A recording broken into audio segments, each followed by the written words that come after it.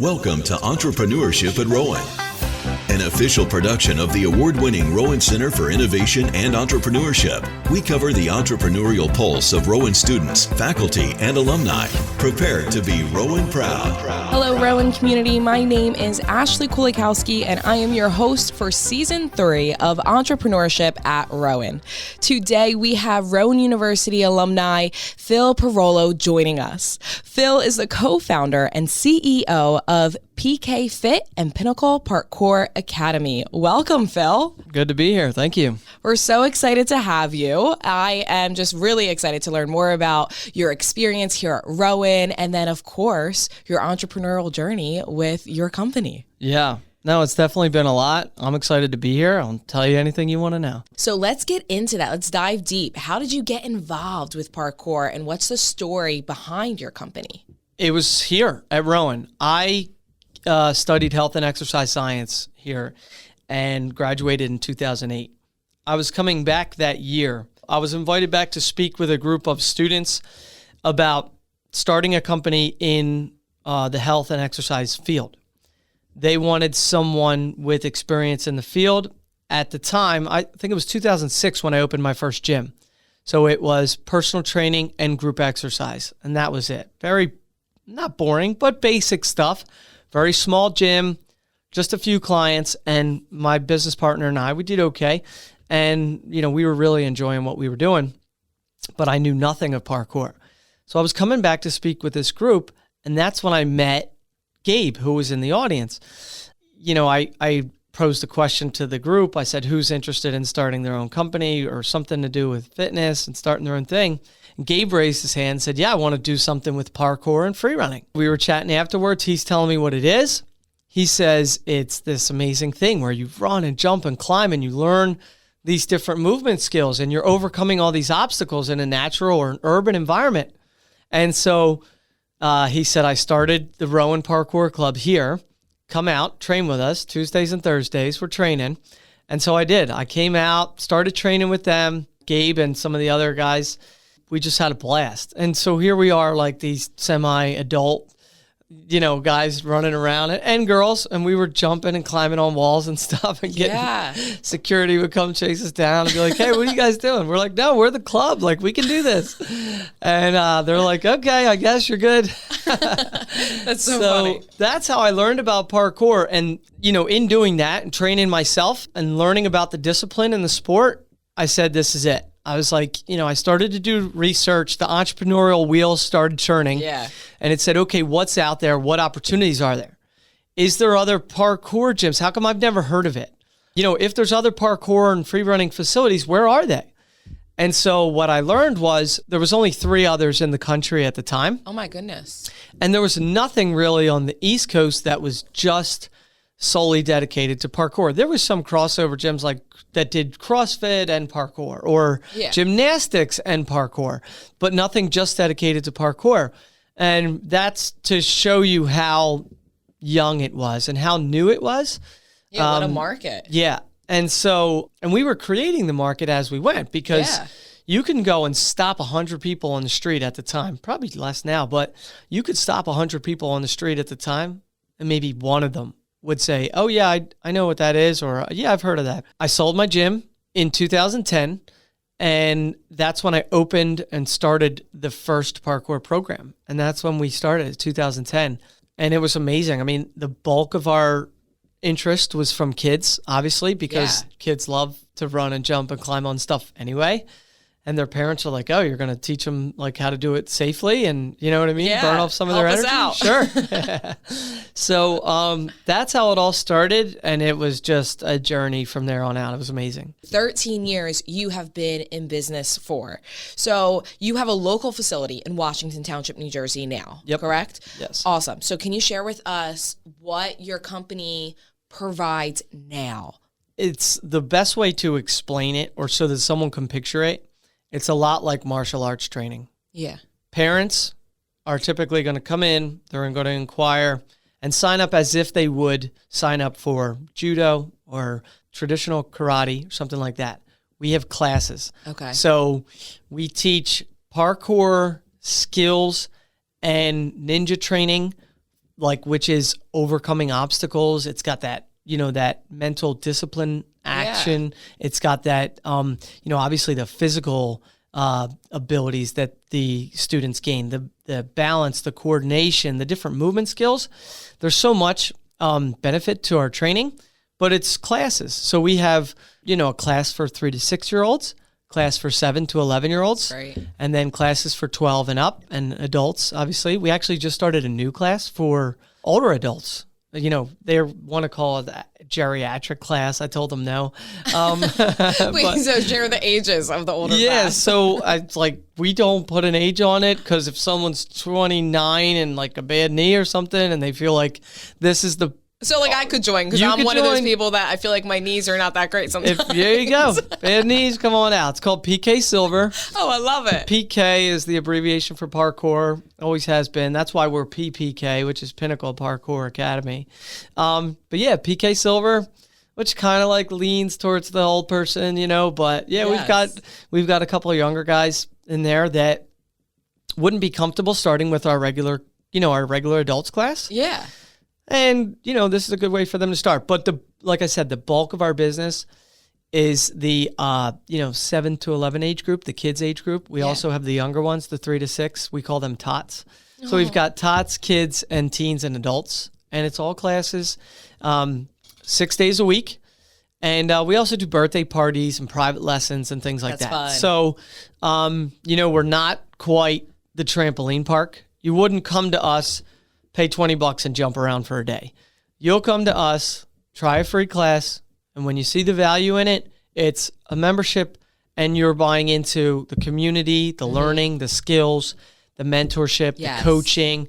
You're getting the instruction. You're not just bouncing around for 30 minutes. It's like mental health and wellness. Exactly. Yeah, there's so much to it, for sure. We're talking about how this was the first Pinnacle Parkour Academy on the East Coast. Yep. So, of course, in order to start a company, you have to have a business plan and structure. So how did you go about creating your business plan and structure for PPK? You don't need an official business plan written down on a thing, because the way business works is what you need is a customer. You need someone who's willing to pay you. When I started my first gym in 2006, I did not have a business plan. I barely even had a pricing strategy. I had like no pricing strategy. It was like, come in, you got $30. All right. Yeah. $30 a session. You got $70. All right. $70 a session. Right. So it was that, you know what I mean? It was just that, hey, here's a guy wants to learn about health and fitness and wellness, and then transfer that over and help people. Yeah. So it was personal training for me. It was, hey, you've got good energy. You can lead a group. All right, and that's group exercise. You know what I mean? Yeah. So I didn't have a business plan, but I got customers quick because they like, you know what I mean? They like my energy. Yeah. And I was committed. You can go to gyms and get a personal trainer, and you could tell right away. 5 minutes, you can tell if they're not into it. And that's not going to last long. They're going to be changing tires next week.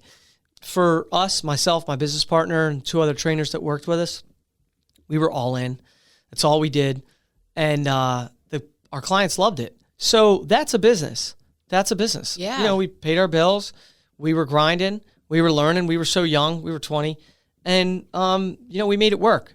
Now, we took some lumps, right? We took some beatings because we didn't have that business plan in place. We didn't have some of that more formal education, some of that formal knowledge. So that's kind of where Rowan came in. With the Rowan, it was called the Business Plan Competition at the time. That was in 2008, my senior year, when I competed in what was called the Rowan Business Plan Competition. And it was put on by the entrepreneurship wing. Their department was amazing. The way I picture it and describe it, that for me was boot camp. Yes. It was hardcore. It was show up. It was extra hours. So I wasn't getting any credit for it. Okay. So it wasn't going towards my college education in any way in terms of this gets you a degree. This was straight up boot camp, and it was intense. It was extra hours, a lot of extra hours, learning with the best. They were sitting me down and saying, this is what a business plan is. This is how you write one. These are the different components. This is how you put it all together. Here's why these things are necessary. Here's why these things are helpful. Here's how they play a part. And so, having that experience. And so I placed second in the competition. I got like one of those big checks. Yeah. It was awesome. I think it was like $5,000 or something, which was significant. That's huge. Cool. Yeah. Especially for a startup. Yep. It makes a dent. So this was pre-parkour. So this was before I had even learned about parkour. So my business plan that I was presenting to the committee and the judges was this idea, this concept for open training. So it was like a unique spin on personal training and group exercise. Okay. So it was a pretty neat concept and a licensing model. And so they liked that. It was a very viable option, something we never ended up doing because I learned about parkour and went that route. Yes. But yeah, it was cool. But you walked away with that experience of how to structure a business plan 100%. and how to prosper in that. 100%. And I still have that business plan. And that has just been a living document that stayed with me for the past 15 years. It's just been something that I've always been adding to, taking away from. I leaned it out. You know what I mean? It was 36 pages. Now it might be 25 pages. I would love to hear about American Ninja Warrior and your experience of that. So share your experience, how you ended up to the finals in Las Vegas, and we'll go from there. The American Ninja Warrior TV show was without a doubt one of the greatest things I've ever done for me, just personally, and for the business as well. I didn't really even know about the show. So the American Ninja Warrior TV show is a spin-off of the Japanese show Sasuke that's been on for 20 years prior to us even doing anything. Yeah. The parkour training was obviously a direct parallel to Ninja Warrior, the obstacle course, because parkour is this discipline of physical and mental training of overcoming obstacles. Yeah. Ninja Warrior is this TV show where you go on and you run through obstacles. So clearly, this is like, okay, this is the best way to train.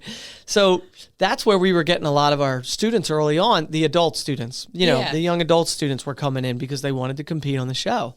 The kids were like, whatever, I just want to jump on stuff. Yeah. So I learned about it.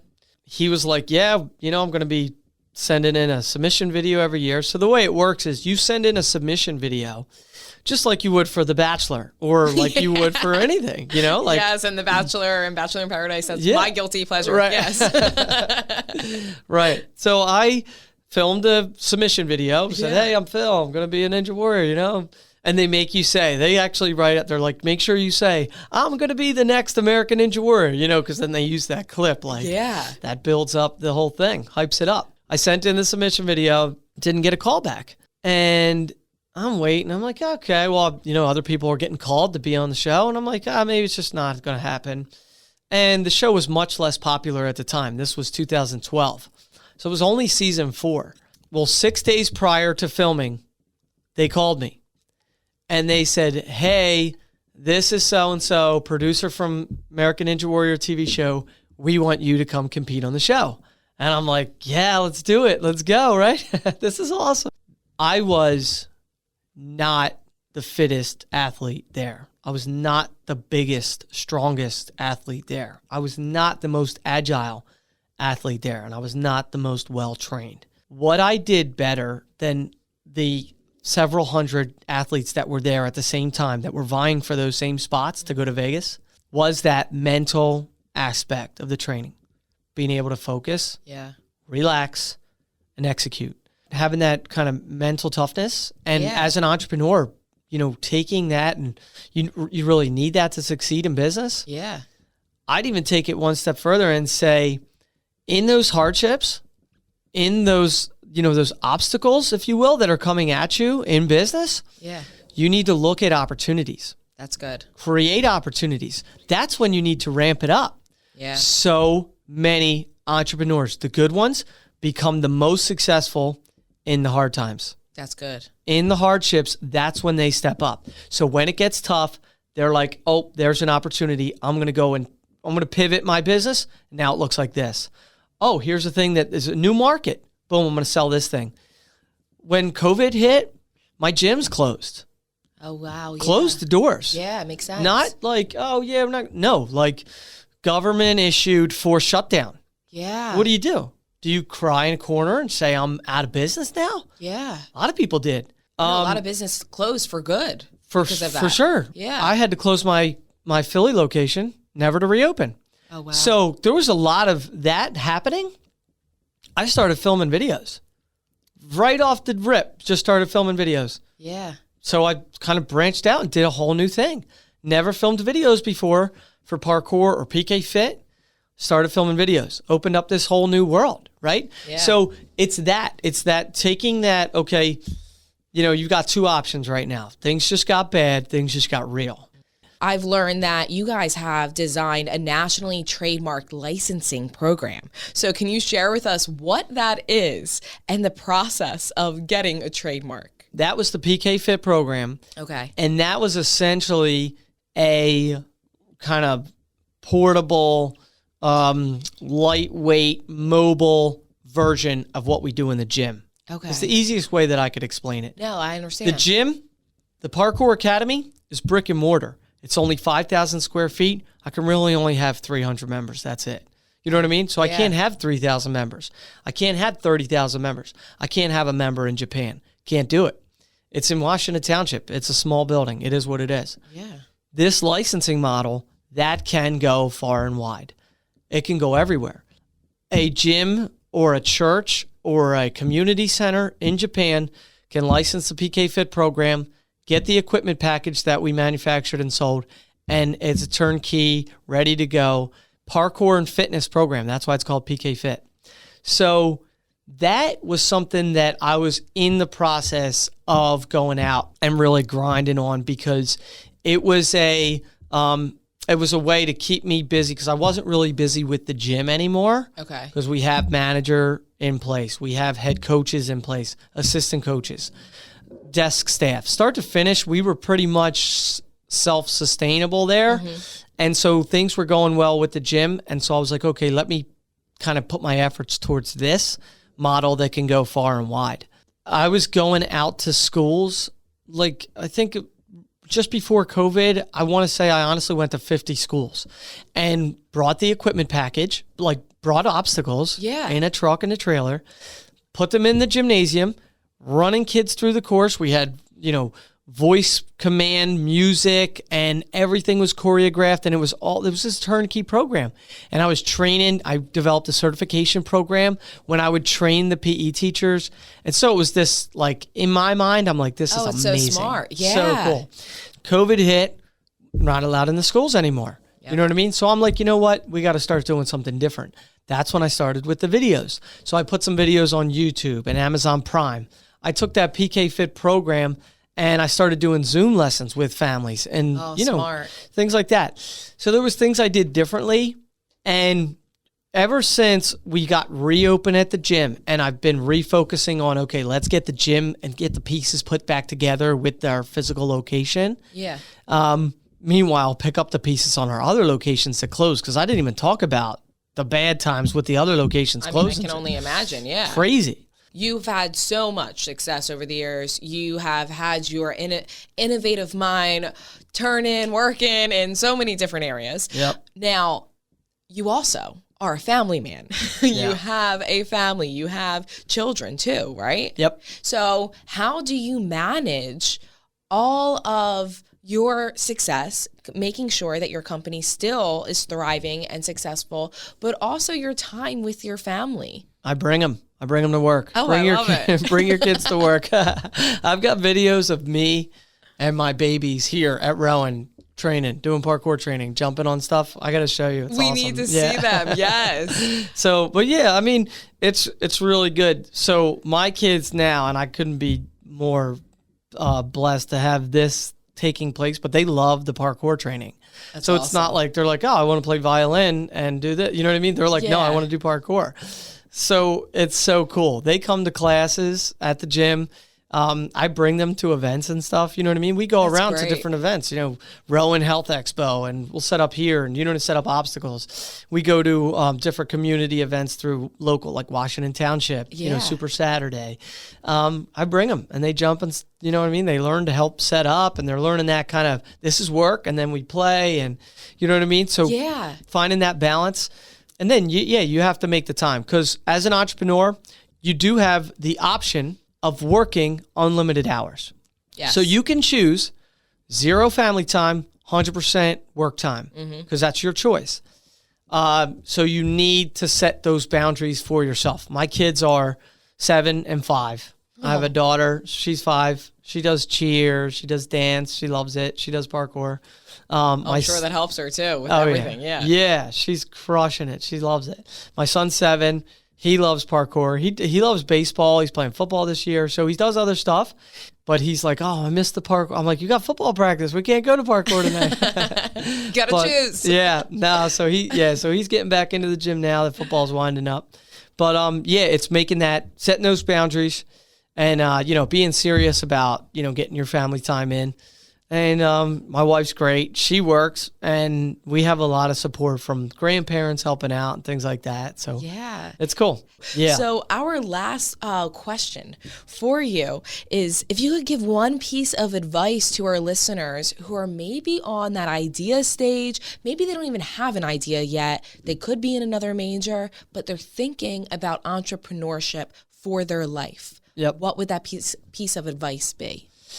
So if you're thinking about entrepreneurship for your life, it's kind of how we started out the conversation with talking about a business is having customers. Your market really can speak for itself. Yeah. Your market will determine if you've got a business or not. Your customers will determine if you've got a viable business or not. So start. If you're like, you got a passion for crafts, and every year around Christmas time, you start making ornaments. Make them, sell them, see what you've got. Yeah. That money rolls in. That tells you whether or not you've got a business. If you're a health and exercise science major, start personal training. Now, I wouldn't do it the way that I did it, which is going out and jumping 2 feet in, not having any foundation, not having any steady income. You know what I mean? Keep working your job at Chick-fil-A. And start making your crafts at night. You know what I mean? Yeah. So don't just throw it away like I did. I love this interview. I love all of our podcast interviews, but especially yours today, because it really focused on a few things. Innovation. You really taught us and equipped us how to be innovative and to just start. Also, how to grow with failure, to not be defined by failure, but to grow with it. And that's by learning who you partner with and who are the best partners and all of that. And these are all things that entrepreneurs need to know in order to be successful, like you, to run thriving companies and to see the future down the line 5-10 years from now. Okay, it's going to continue to grow because you're creating your market and you're adapting and adjusting with the times. Thank you so much for joining us. That was a mouthful. I'm just I had to say it out loud for me to retain everything too, because I want to take everything that you just shared with us, that insight and advice, and apply it to my life. And I know our listeners feel the same exact way. So for our listeners and for me as well, where can we find you on social media, your website? Share with us how we can connect with you and your companies. So I would definitely start with going to pinnacleparkour.com, and there's a big link on there. Click to try a class. So if it's you want to try a class and you kind of feel like you're too old, the silver. PK Silver. If you got grandkids, if you've got kids, if you are, young adult and you think parkour sounds cool and you want to get into something fitness related, you know what I mean? So there's so many ways to get involved at the gym. That's the best way to get started. The Pinnacle Parkour's on Instagram. Okay. Yep. If you search Pinnacle Parkour on there, I'm going to be in the process probably over the next year or so of getting some of my younger coaches that are more, they're going to be the ones that are going to do the social media justice. And so I'm going to hand that over to them and say, here, guys, run with it. Film some cool stuff. Put it up there. You know what I mean? Yeah. So we're on Instagram, Facebook, all that. If you search Pinnacle Parkour and all that, you'll find us. Awesome. Thank you so much for joining us today. That was great. I love it. Loved being able to connect with Phil. I know you all loved learning with him and also taking that advice. Take it, apply it to your life. Thank you for joining us at Entrepreneurship at Rowan. Definitely continue to listen to more episodes and grow with us on your entrepreneurial journey. Have a great day. Thank you for listening. Rowan is proud to be an official knowledge hub of the International Council for Small Business. Our AACSB award-winning entrepreneurship programs challenge students to solve real problems in bold and impactful ways. If you're interested in supporting entrepreneurship at Rowan or want to get more involved by hiring an intern, speaking to a class, or being featured as a case study, contact us at rcie@rowan.edu.